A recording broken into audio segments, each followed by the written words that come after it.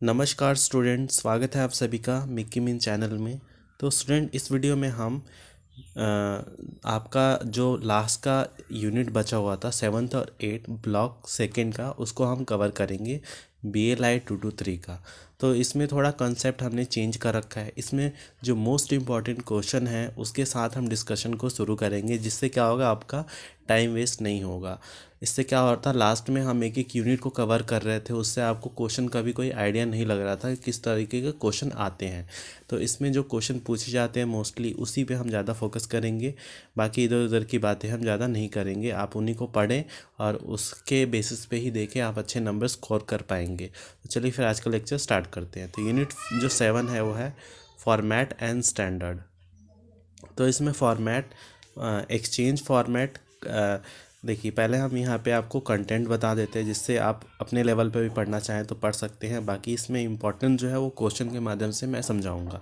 तो इसमें format, structure वगैरह इसमें आपको पढ़ना है। टाइप ऑफ फॉर्मेट ये पढ़ने की ज़रूरत है, आपको लगती है तो पढ़ ले। बाकी बिब्लोग्राफिक स्टैंडर्ड, जिसमें ISBD ये इम्पॉर्टेंट है एक। और लास्ट वाला यहाँ पे देखे, standard for machine readable format, जिसमें आपका मार्क 21 जो है और CCF ये इम्पॉर्टेंट है। उसके अलावा इंडियन स्टैंडर्ड भी आप लोग पढ़ लें। तो इसको मैं अब क्वेश्चन के माध्यम से डिस्कस करूँगा। तो चलिए सीधे हम क्वेश्चन पे चलते हैं। देखिए पहला जो क्वेश्चन है यहाँ पे हमने यहाँ पे ऑलरेडी मेंशन कर रखा है। इसमें क्वेश्चन क्या बोलता है, explain the development and the structure of international standard bibliographic description. तो यहाँ पे क्वेश्चन जो है इसमें पूछा जाएगा आपको इस तरीके से, ISBD जिसका मैंने ऑलरेडी आपको बता दिया। तो इसमें पूछ रहा है जो ISBD है उसको एक्सप्लेन करना है, इसका डेवलपमेंट और स्ट्रक्चर। तो चलिए देखते हैं ISBD के से रिलेटेड इसमें क्वेश्चन जो आए हैं उसको हम कैसे कवर करेंगे। तो यहाँ पे एक्सचेंज, स्ट्रक्चर एंड कंटेंट है। यहाँ पे नीचे चलते हैं IS वाले पे। हाँ, यहाँ पे देखिए ये बिब्लोग्राफिक स्टैंडर्ड्स है, जिसमें इंटरनेशनल स्टैंडर्ड बिब्लोग्राफिक डिस्क्रिप्शन है। इसमें इंट्रोडक्शन आप पढ़ लें, ये कब मतलब स्टार्ट किया गया था और कैसे क्या हुआ था, ये सब हमें सिर्फ क्वेश्चन पे देख रहे हैं। तो इसका ओरिजिन कैसे हुआ था, जैसे मैंने आपको ऑलरेडी बताया, इसमें वही सारी चीज़ें बात करेगा कि date back in 1969 when the IFLA committee on cataloguing sponsored on international meeting, तब ये हुआ था। फिर उसके बाद देखते हैं इसमें इसका डेवलपमेंट और वो बाकी सारी चीज़ें कैसे हुई थी। तो यहाँ पे पर्पस की देखो, स्ट्रक्चर यहाँ पे आ गया, structure of an ISBN records. The ISBN prescribe 8 area of description. ये 8 एरिया ऑफ डिस्क्रिप्शन की बात करता है। Each area except area of 7 is compose. जो एरिया 7 जो है एक्सेप्ट 7 बाकी जो है वो कंपोज्ड है of multi element. For example area 1 include the proper title proper general material design GMT other title information, ये सारी चीज़ें ये कवर करता है। तो यहाँ पे देखें तो title and statement of responsibility area, ये 8 डिजिट ऑफ एरिया है इसका, उसकी बात कर रहे हैं। दूसरा है एडिशनल एरिया, मटेरियल और type of resource, specific area, ये सारी चीज़ें एरिया की बात कर रहा है इसमें। जो 8 एरिया यहाँ पे बात किया गया उसके। अब हेडिंग यहाँ पे देखिए ऐसे करके हेडिंग आता है। अब ISBN नंबर जो है ये आपने देखा होगा, कुछ भी आप ख़रीदते होंगे तो उसके अब हम बुक की बात करें तो बुक जब आप ख़रीदते होंगे तो बैक बुक का जो कवर होता है, उसका बैक वाला जो कवर होता है उस पर देखे होंगे ISBN करके, और नीचे कुछ स्कैनर करके लिखा होता है, उस पर कुछ नंबर लिखे होते हैं। उसको स्कैन करेंगे तो इसका नंबर लिखा हुआ होता है, तो उसी को बोलते हैं ISBN। उसके बाद ISO, इसको आप पढ़ना चाहें तो पढ़ सकते हैं, ये भी इम्पोर्टेंट है। आप एक बार इसको मतलब रीड कर ले अपने लेवल पे। फिर चलते हैं आगे, क्या है आगे वाला जो क्वेश्चन हमारा क्या है। हाँ, आगे क्वेश्चन जो है वो है what is mark record. Mark record क्या होता है, देखिए नीचे ही लिखा हुआ है what is mark record, question mark यहाँ पे ऑलरेडी बना हुआ है। फिर दूसरा इसमें ही अलग क्वेश्चन है, discuss the format of mark structure, mark 21 structure. अब इसका स्ट्रक्चर भी बताना है। तो पहले मार्क रिकॉर्ड की बात कर लेते हैं। तो यहाँ पे देखिए, mark record is a machine readable cataloguing record, ठीक है, इसका फॉर्मेट है। और It is a format standard for the storage and exchange of bibliographic record and related information in machine. तो ये एक फॉर्मेट है जो कि स्टैंडर्ड करता है storage and exchange of bibliographic record and related information in machine. तो ये मशीन के अंदर ये एक इंफॉर्मेशन स्टोरेज होता है जो कि आपको बताता है उसका फॉर्मेट और स्टैंडर्ड के बारे में। मशीन रीडेबल और कैटलॉगिंग रिकॉर्ड ये सब आप पढ़ लें। फिर उसके बाद चलते हैं इसका दूसरा जो पार्ट है, इसमें discuss format of structure end of mark 21। तो इसमें इसको एक बार आप लोग पढ़ लें और आगे चलते हैं। इसमें important MARC format is most necessary to any type of library. देखिए यहाँ पे preservation of duplication of work. Duplication मतलब जो भी वर्क है उसको प्रिजर्व करके रखने के लिए उसका डुप्लीकेशन का होता है, तो उसमें ये ज़रूरी होता है। फिर better sharing of bibliographic resource. Bibliographic resource को अच्छे से शेयर करने के लिए, और bibliographic control of international level. Bibliography को कंट्रोल करने के लिए इंटरनेशनल लेवल में भी मार्क का इम्पॉर्टेंट रोल होता है। तो यहाँ पे ये था। उसके बाद देखो मार्क टर्मिनोलॉजी, आप ये इसको पढ़ सकते हैं एक बार। इसमें सिंगल पोस्ट एंड डेटा आ गया यहाँ पे, ये आप लोग एक बार देख लें। फिर record of textual single post, जिसमें फील्ड इंडिकेटर्स आ गया है। ये सब टैग वगैरह आप एक बार देख लें। बाकी देखते हैं इसमें, हाँ, मार्क स्ट्रक्चर ये भी इम्पॉर्टेंट है, जिसमें the format of mark structure include. इसमें इंक्लूड क्या होता है, 3 चीज़ें होती हैं। एक तो आपका रीडर होता है, फिर रिकॉर्ड डायरेक्टरी होती है, और फिर वेरिएबल फील्ड होता है। तो रीडर कौन है यहाँ पे, द लेडर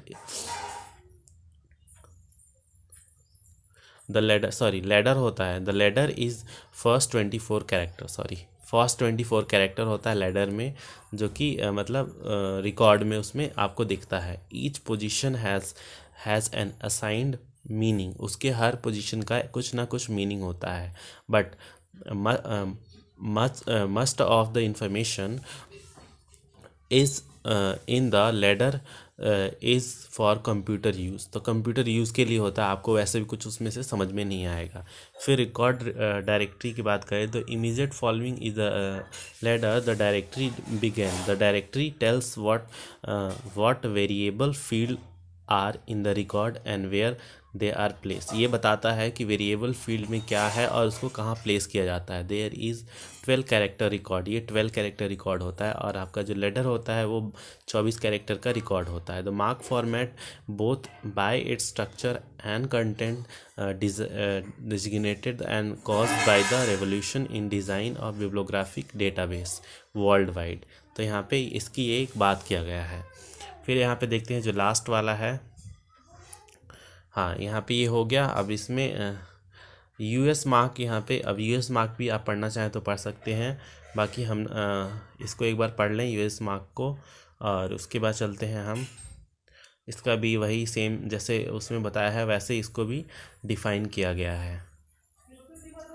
तो यूके मार्क है, इसमें UK MARC format is develop primarily to facilitate the production of the printed British national bibliography को प्रोडक्शन करने के लिए यूके मार्क का डेवलपमेंट हुआ था बेसिकली।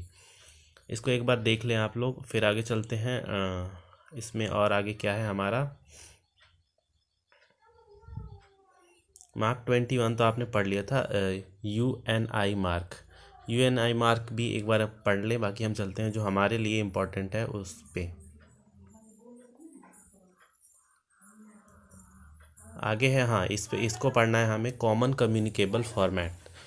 कम्युनिकेशन फॉर्मेट जो है CCF, ये एक इम्पॉर्टेंट फॉर्मेट है। इसमें क्या होता है, जैसे मान लीजिए कुछ भी एक कॉमन स्टैंडर्ड मतलब सेट कर दिया जाता है। जैसे मान लीजिए जो ATM कार्ड होता है वो एक उसका एक कॉमन स्टैंडर्ड होता है। इंटरनेशनली आप ATM कार्ड को कहीं किसी मशीन में लगाइएगा तो उसका क्या सेम साइज़ होता है और सेम मतलब फंक्शन होता है। मान लीजिए आप इंडिया में रह रहे हैं, अगर वो कॉमन स्टैंडर्ड को मेंटेन नहीं किया गया, तो इंडिया में रह रहे हैं आप, यहाँ पे यूज़ कर रहे हैं उस मशीन को, और वहाँ पे सॉरी उस कार्ड को यहाँ आपके मशीन में यूज़ कर रहे हैं, बट क्या हुआ कि आप जब यूएसए गए या फिर किसी भी कंट्री में गए, उन्होंने अपना अलग साइज़ बना दिया, तो उसमें तो वो फिट आएगा नहीं, तो फिर आपका कार्ड किसी यूज़ का नहीं रहेगा। तो कुछ चीज़ें हैं जो कि इंटरनेशनली स्टैंडर्ड मेंटेन करके रखा गया है, जैसे केजी, एक केजी का जो वेट होता है उसका ऑल ओवर इंडिया में या फिर ऑल ओवर वर्ल्ड में कहीं पे भी जाएगा तो 1 केजी मतलब 1 केजी होता है, चाहे वो इंडिया में ले या फिर कहीं और ले, तो स्टैंडर्ड मेंटेन है। नहीं तो क्या होगा कि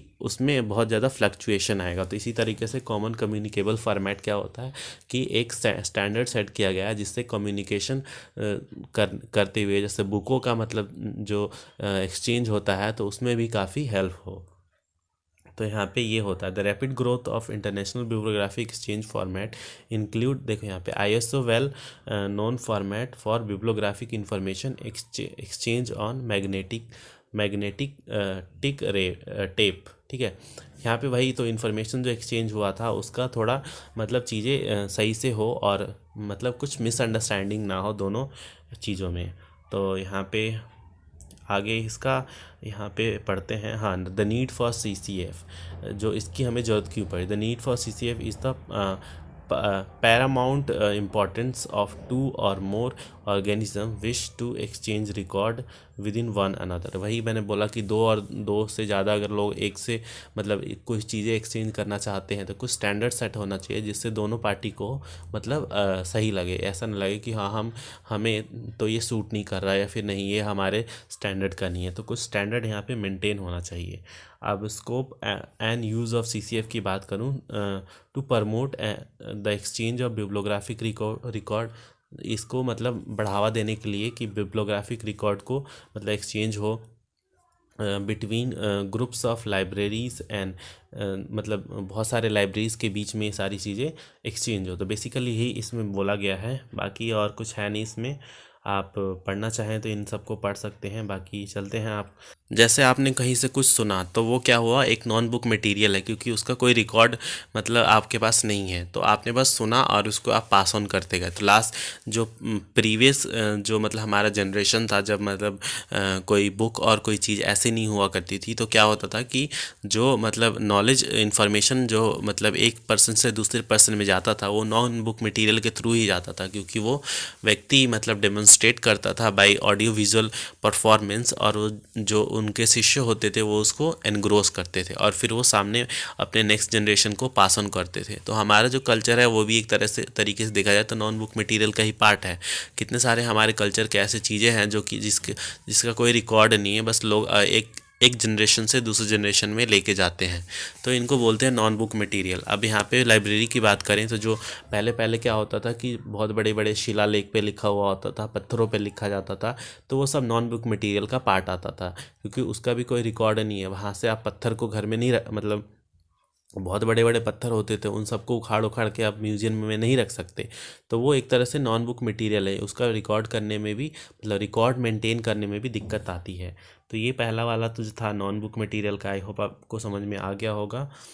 तो मेजर प्रॉब्लम आपको यहाँ पे है। फिर वहाँ पे state with example the rules of cataloguing of cartographic material according to AACR 2R को। और बाकी मैं इसमें बताने वाला हूँ आपको कौन कौन सा इंपॉर्टेंट टॉपिक है जो कि आपको पढ़ना चाहिए इनके अलावा। तो नॉन बुक मटेरियल तो मैंने करा दिया, ये तो आने ही आने वाला है, इसको तो आप मान लीजिए रट्टा ही मार लीजिए। फिर आगे चलते हैं evolution of non book material. इसको यही मैंने बताया कि रॉक पे, शिलालेख पे, पाम मतलब जो पत्तियाँ होती है उस पर लिखा जाता था, तो इससे क्या हुआ, नॉन बुक मटेरियल का एवोल्यूशन हुआ। और अभी भी आप म्यूज़ियम में जाएंगे तो आप देखेंगे कि छोटे छोटे जो पत्थर होते हैं उनमें लिखा हुआ है, कुछ कुछ लीफ है उस पर लिखे हुए हैं, तो उन सबको क्ले है। जैसे पहले में क्या होता है, टेराकोटा होता था आपका, तो उन पे कुछ ना कुछ आकृतियाँ उकेरी जाती थी, तो उनको भी आप म्यूज़ियम में देख सकते हैं। तो वो सब क्या है, नॉन बुक मटेरियल है। तो ये हो गया। फिर नॉन बुक मटेरियल मैंने आपको बता ही दिया। Type of non book material यहाँ पे देखिए, एक कैटोग्राफिक मटेरियल होता है, मैन्युस्क्रिप्ट, म्यूज़िक, साउंड रिकॉर्ड, ये सब नॉन बुक मटेरियल के पार्ट हैं। तो इनमें जितनी भी चीज़ें आ रही हैं ये सब आप देख सकते हैं। यहाँ पे देखिए graphic material, motion picture, computer file, ये सब नॉन बुक मटेरियल हैं, आप इनको टच नहीं कर सकते आप। तो यहाँ पे utility of non book material की बात करें तो यहाँ पे यूटिलिटी की वही है कि जो डेटा है, data damage is drastically reduced with NBH and information can be retrieve and transfer speedily and accurately. तो जैसे कि पुराने ज़माने की अभी भी चीज़ें अभी भी मतलब प्रिजर्व कर रही हैं, तो डेटा जो है मतलब एक तरह से प्रिजर्व भी रहता है कि क्योंकि वो पत्थर हैं, तो पत्थर को डिके होने में तो बहुत टाइम लगेगा, और वही चीज़ अगर आपने किसी बुक में लिख दिया है तो बहुत दिनों बाद उसमें दीमक लग जाता है, बुक मतलब डिस्ट्रॉय हो जाता है। तो इसीलिए जो नॉन बुक मटेरियल है, जैसे कंप्यूटर फाइल है, उसमें क्या दीमक लगेगा? नहीं लगेगा। उसमें आपने कोई PDF बना के डाल दिया तो लॉन्ग लास्टिंग रहता है। तो डेटा को प्रिजर्व करना बहुत आसान होता है, एक जगह से दूसरी जगह आप लेके जा सकते हैं। In case of electronic version की बात कर रहा हूँ, जैसे कि आपका PDF हो गया, या फिर आपका साउंड म्यूज़िक हो गया। आप जैसे आपका ये क्या अभी फ़ोन आप जो यूज़ कर रहे हैं उसमें बहुत सारे नॉन बुक मटेरियल है, जैसे कि आपका यूट्यूब पे कितने सारे लैक्स एंड लैक्स ऑफ मतलब इन्फॉर्मेशन भरे पड़े हैं। उसको लेके जाने के लिए आपको कोई मतलब कोई वजन भी नहीं लग रहा, आप बस अपने फ़ोन में से उसको एक्सेस कर सकते हैं। तो ये सब क्या है कि मतलब और चीप मीडियम भी एक तरह से देखा जाए तो है। तो एक तो ये है, इन 2-3 यहाँ पे मैंने आपको बता दिया, बाकी आप एक बार पढ़ लें। और आगे देखते हैं क्या है problems of cataloguing non book material. मैंने वही बता दिया कि बहुत सारी मतलब वर्जन आ गए हैं, तो इनको कैटलॉगिंग में एक तरह से प्रिजर्व करके रखना बहुत ही मतलब प्रॉब्लम की बात है। Not possible to obtain information through the naked eyes at it requires special equipment. बहुत सारी ऐसी चीज़ें हैं जिसके हम नेकेड आई से देख ही नहीं सकते, उनके लिए कोई इक्विपमेंट चाहिए। जैसे पिछली बार बहुत मतलब पुरानी ज़माने की जो बहुत सारी चीज़ें हैं उनको हम पढ़ नहीं सकते क्योंकि हमारे पास उस तरीके का लैंग्वेज नहीं है, तो उसके लिए स्पेशल मतलब चीज़ें चाहिए। तो इसी तरीके से उनको प्रिजर्व करना मतलब उनको रीड करना, उनको समझना थोड़ा हमारे बस की बात नहीं है, पहली बात तो। और यहाँ पे ये सारी चीज़ें हैं, बाकी आप एक बार पढ़ लें, और कुछ है नहीं खास इसमें। आगे चलते हैं, इसमें क्या है cataloguing of non book material. तो यहीं पे है चीफ सोर्स ऑफ इंफॉर्मेशन में बात करें तो टाइप ऑफ मटेरियल यहाँ पे आ गया। देखिए जैसे manuscript, music, sound record, disc, tape, ये सारी चीज़ें हैं आपका, और सोर्स यहाँ पे। आगे चलते हैं, देखते हैं क्या है पंक्चुएशन मार्क। आपको पता ही होगा, जैसे बहुत सारी पंक्चुएशन मार्क होते हैं जो आपने इंग्लिश में पढ़ा होगा, तो वो सारे पंक्चुएशन मार्क यहाँ पे भी यूज़ किया जाता है। और क्या है इसमें, देखते हैं आगे। ये कुछ खास नहीं है, सब जो इम्पोर्टेंट है मैं वही बता रहा हूँ आपको। हाँ, यहाँ पे bibliographic description of non book material ACR 2R के अकॉर्डिंग। तो यहाँ पे देखें नॉन बुक मटेरियल, देखिए यहाँ पे various type of non book material along with the relevant rules of ACR 2R। तो इसके रूल्स के अकॉर्डिंग बहुत सारी चीज़ें हैं। For example, with example of your better understanding about the non bibliographic description cartographic material, जैसे scope यहाँ पे हो गया। फिर चीफ सोर्स ऑफ इंफॉर्मेशन की बात करें तो यहाँ पे ये सारी चीज़ें हो गई। फिर आगे देखते हैं क्या है, इनको एक बार अपना बस स्कैन कर ले, बाकी इनमें कुछ वो करने की ज़रूरत नहीं है। मैन्युस्क्रिप्ट में वही सेम सा मतलब पैटर्न फॉलो हो रहा है। यहाँ पे ये देखिए, यहाँ पे ये पूरा मतलब एग्जाम्पल के तौर पे लिखा हुआ है। फिर आगे चलते हैं म्यूज़िक, देखिए इसको भी यहाँ पे सब सब मतलब एक हेडिंग वाइज किया हुआ है, तो आप इसको एक बार देख लें। बाकी आगे चलते हैं, जो इम्पोर्टेंट है उसको मैं बता देता हूँ आपके लिए। देखिए मैं आपका टाइम वेस्ट नहीं करना चाहता, इसीलिए मैं हर चीज़ को नहीं बता रहा हूँ, क्योंकि ये सारी चीज़ें एग्ज़ाम में आपको देखने को नहीं मिलेंगी। जो देखने को मिलेगा मैं उसी पे आपका फोकस लेके जाना चाहता हूँ। इससे क्या होगा, आपका टाइम बचेगा और आपका समय बचेगा, तो इससे आप बाकी चीज़ें भी पढ़ सकते हैं। तो आगे का जो भी हमारा लेक्चर आएगा ना, वो आपको इसी तरीके के इसी फॉर्मेट में देखने को मिलेगा। इलेक्ट्रॉनिक रिसोर्सेज, वही मैंने आपको बता दिया कि इसको मतलब इलेक्ट्रॉनिक रिसोर्सेज में आपको बहुत सारी चीज़ें देखने को मिल जाएगी, जैसे टेक्स्ट हो गया, ग्राफिक हो गया, इमेज हो गया, मैप हो गया, मूविंग इमेजेस हो गया, म्यूजिक, साउंड, ये सारा क्या है आपका नॉन बुक मटेरियल का पार्ट है इलेक्ट्रॉनिक वर्जन में। तो ये सब सारी चीज़ें हैं, बाकी देखते हैं और आगे क्या है। ये कुछ खास नहीं है, जो क्वेश्चन मैंने बताया था उस पर फोकस करिएगा, और जो हेडिंग मैंने बताया था उसके साथ आप इन सब चीज़ों को रिलेट एक बार कर सकते हैं। बाकी देखिए ये वाला चैप्टर भी ख़त्म हो गया आपका, ये यूनिट भी ख़त्म हो गया इसी के साथ। तो आपको से रिक्वेस्ट करता हूँ आप ज़्यादा से ज़्यादा मतलब स्टूडेंट तक लेक्चर को फॉरवर्ड करें, पास ऑन करें, ताकि बाकी स्टूडेंट को भी हेल्प हो जाए। और जिन बच्चे ने अभी तक पढ़ना स्टार्ट नहीं किया है उनके लिए हाई टाइम है। मैं बता देता हूँ, मैंने 2 to 1 का ऑलरेडी डाल दिया है लेक्चर, जो इम्पोर्टेंट टॉपिक है जो एग्ज़ाम पर्सपेक्टिव से वो। उसके अलावा 2 to 3 हम अभी करवा ही रहे हैं, और आपका 2 to 7 भी हमने डाल दिया है, जिसमें मार्क 21 ACR ये सारी चीज़ें आपको उसमें देखने को मिलेगा। तो उन इन तीनों को तो एटलीस्ट आप लोग करें। बाकी इसके बाद हम 2 to 4 को कवर कराएंगे, जिसमें ITC फंडामेंटल है, जिसमें कुछ नहीं है, बहुत बेसिक सी चीज़ें हैं। और इसमें 35 मार्क्स के मतलब क्वेश्चन आपको देखने को मिलेगा। तो किस तरीके से उसमें डिस्कस करना है हम उसको अब नेक्स्ट जो वीडियो आएगा उसमें हम बताएंगे। बाकी इंडेक्सिंग वाला चैप्टर भी बहुत इंपॉर्टेंट है। तो अगला जो हमारा लेक्चर होगा वो इंडेक्सिंग का होगा। उसके साथ फिर हमारे ये वाला 2 to 3 का ख़त्म हो जाएगा। फिर हम उसके बाद चलेंगे आपका 2 to 4 पे। तो इसके साथ ही आपका 4 सब्जेक्ट कवर हो जाएगा। और 2 to 5 में कुछ भी नहीं है, कम्युनिकेशन का पार्ट है, उसको तो हम दो लेक्चर में भी कवर कर लेंगे। तो आप अपने लेवल पे पढ़ाई करें, मैं आपको रिक्वेस्ट कर रहा हूँ पढ़ाई करना शुरू कर दे। बहुत मुश्किल होने वाला है इस बार का पेपर, अगर सीरियस नहीं है तो आप लोगों को बहुत दिक्कत होने वाला है। तो चलिए फिर मिलते हैं आप सभी को नेक्स्ट वीडियो में, तब तक के लिए धन्यवाद।